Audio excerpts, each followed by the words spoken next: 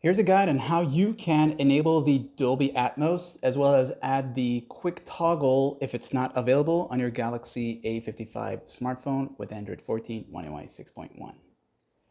If you use the Dolby Atmos a lot, you want to go ahead and make sure the quick panel access has the toggle available. So if it's not in any of these here, right there, what you're going to do now is tap on that little pencil icon up here to the top, that one there.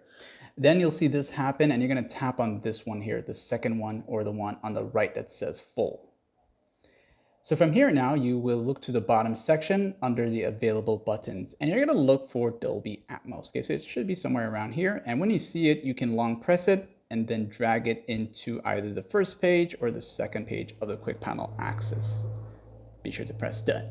And you can back away from here. And now when you do this here, when you pull it down, you will see Dolby Atmos here. So you can toggle it, turn it on and off at any given time or long press it. And that's going to take you straight to the settings of your Dolby Atmos. Okay, so the other way around, if you really just don't want to do all of that, you can use the settings here, go into this. Then from here, you'll go to where it says sounds and vibration right there.